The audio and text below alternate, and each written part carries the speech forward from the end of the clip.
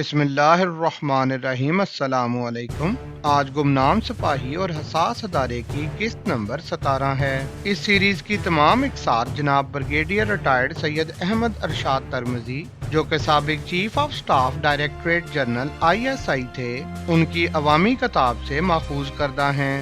عنوان: حساس ذمہ داریاں اور جانچ پڑتال۔ مسلح افواج کے جوان اور افسران جو صدر مملکت یا وزیر اعظم کے ساتھ خدمات انجام دینے کے لیے تعینات کیے جاتے ہیں، ان کا انتخاب انتہائی رازداری، احتیاط اور سیکیورٹی ایجنسیز کی باقاعدہ کلیئرنس کے بعد عمل میں آتا ہے۔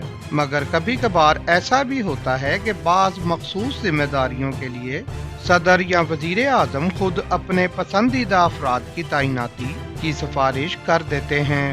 ایسی صورت میں سیکیورٹی کلیئرنس وغیرہ کا خیال نہیں رکھا جاتا، جس کا نتیجہ بعض اوقات یہ بھی نکلتا ہے کہ ایوان صدر یا وزیر اعظم ہاؤس کی وسعتوں میں کام کرنے والے بعض اہم عہدیدار اپنی حیثیت سے ناجائز فائدہ اٹھانے کی کوشش کرتے ہیں، اور سربراہان کے ساتھ قربت کی وجہ سے وہ خود کو کبھی کبھار کسی اور ہی دنیا کے باسی سمجھنے لگتے ہیں۔ دشمن کے کسی بھی شاطر ایجنٹ کو ایسے ہی اہم لوگوں کی تلاش ہوتی ہے جن کی کمزوریوں سے فائدہ اٹھایا جا سکے۔ بریگیڈیئر صاحب فرماتے ہیں، ہمارے ریکارڈ میں ایک ایسی رپورٹ بھی موجود ہے جس کے مطابق ایک امریکی سفارتکار نے راول پنڈی کے ایک جیولر سے سونے کے 16 سیٹ بنوائے اور عید کے موقع پر یہ سیٹ اعلیٰ حکام کی بیگمات کو تحفے کے طور پر دیے۔ اس ضمن میں جنرل ضیاء کے دور کا ایک واقعہ مثال کے طور پر پیش کیا جا سکتا ہے۔ جنرل ضیاء ایک ملک کے دورے پر جانے والے تھے۔ ظاہر ہے وہاں اس ملک کے وزیر اعظم کے ساتھ ان کی باضابطہ ملاقات اور گفتگو بھی ہونا تھی۔ اس ملاقات کے لیے چونکہ کسی مخصوص ایجنڈے کا اعلان نہیں کیا گیا تھا، لہٰذا ہمارے دفتر خارجہ نے صدر صاحب کو تمام متوقع موضوعات پر جو اس ملاقات میں زیر بحث لائے جا سکتے تھے بریفنگ دی۔ صدر صاحب نے کئی روز تک خارجہ امور کے ماہرین کے ساتھ ملاقاتیں کیں اور پوری طرح تیاری کرنے کے بعد دورے پر روانہ ہوئے۔ جب صدر ضیاء میزبان ملک پہنچے تو ایئرپورٹ کی معمول کی تقریبات کے بعد ان سے اس ملک میں قائم اپنے سفارت خانے آنے کی درخواست کی گئی۔ ان سے کہا گیا کہ آپ اس ملاقات سے پہلے وہاں بھی ایک مختصر سی بریفنگ لے لیں۔ سفارت خانے پہنچتے ہی گزشتہ رات میزبان وزیر اعظم، ان کی کابینہ اور اعلیٰ حکام کے مابین ہونے والی خفیہ میٹنگ کی تمام کارروائی تحریری طور پر ان کے سامنے پیش کر دی گئی۔ ہمارے سفارتکار نے یہ خفیہ کارروائی کاغذ کی سیاہی خشک ہونے سے پہلے ہی حاصل کر لی۔ نتیجتاً صدر ضیاء پوری تیاری کے ساتھ اس ملاقات میں شریک ہوئے۔ انہیں ہر اس موضوع کا پوری طرح علم تھا جس پر اس میٹنگ میں بات ہونا تھی۔ بریگیڈیئر صاحب فرماتے ہیں، ظاہر ہے جب ہم اس طرح کی کامیابی حاصل کر سکتے ہیں تو دشمن ملک کے پاس بھی یقیناً ایسے وسائل موجود ہیں کہ وہ بھی ہمارے حکمرانوں کے قریب رہنے والوں میں اپنے ایجنٹ تلاش کر لیں۔ بریگیڈیئر صاحب فرماتے ہیں کہ انہیں جنرل ضیاء الحق کے ایک ADC کا واقعہ بھی ابھی تک یاد ہے۔ یہ ایک انتہائی سمارٹ نوجوان تھا، مگر نہ جانے اس کے ذہن میں اس اہم ذمہ داری پر موجود رہنے کے ساتھ ساتھ کچھ اور ذرائع سے مال کمانے کا خیال کیسے آ گیا۔ ان دنوں چوہدری ظہور الہی محنت افرادی قوت اور سمندر پار پاکستانیوں کے امور کے وفاقی وزیر تھے۔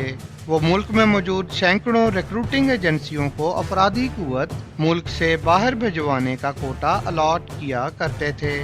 ان ADC صاحب نے بھی ان سے ایوان صدر میں ان کی کسی حاضری کے دوران ان سے 20 افراد ماہانہ باہر بھجوانے کا کوٹا مختص کرنے کی درخواست کی۔ سونے پر سہاگا یہ ہوا کہ بیگم شفیقہ ضیاء الحق نے بھی ہمدردی اور مہربانی کا اظہار کرتے ہوئے چوہدری ظہور الہی سے فون پر اس کی سفارش کر دی۔ اب اس بات کا سوال ہی پیدا نہیں ہوتا تھا کہ چودھری صاحب ADC کی درخواست یا بیگم صاحبہ کے حکم کو ٹال سکتے۔ چنانچہ 20 افراد کا کوٹا مختص کر دیا گیا۔ اب ADC صاحب خود اس بزنس کو چلا رہے تھے۔ آہستہ آہستہ ان کی میز پر پاسپورٹوں کا ڈھیر لگنا شروع ہو گیا اور ان کا کوٹا کم پڑ گیا۔ ان دنوں جنرل ریاض خان ISI کے DGI تھے۔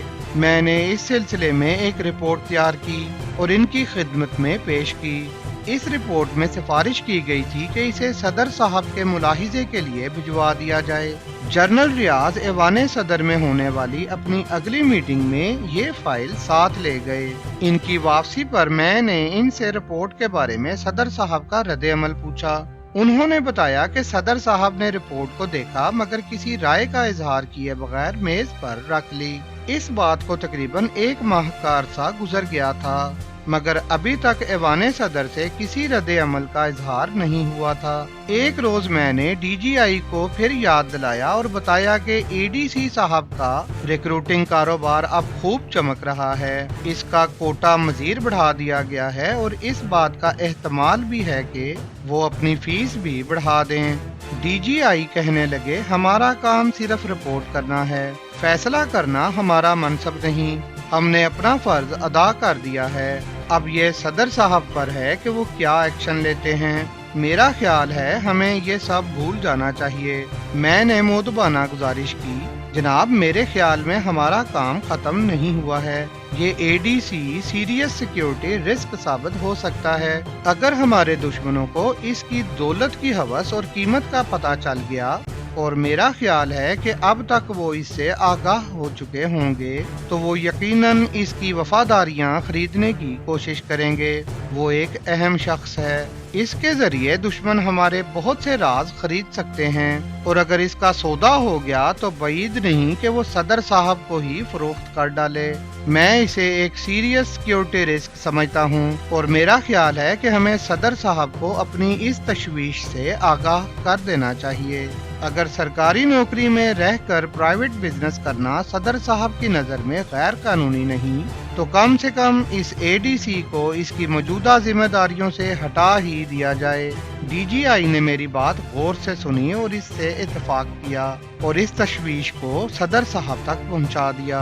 चंद ही रोज बाद एस्टेब्लिशमेंट डिवीजन में से एक ऑर्डर मिला जिसमें इस ADC को डिस्ट्रिक्ट मैनेजमेंट ग्रुप में तब्दील करके फौरी तौर पर एक जिला का डिप्टी कमिश्नर लगा दिया गया।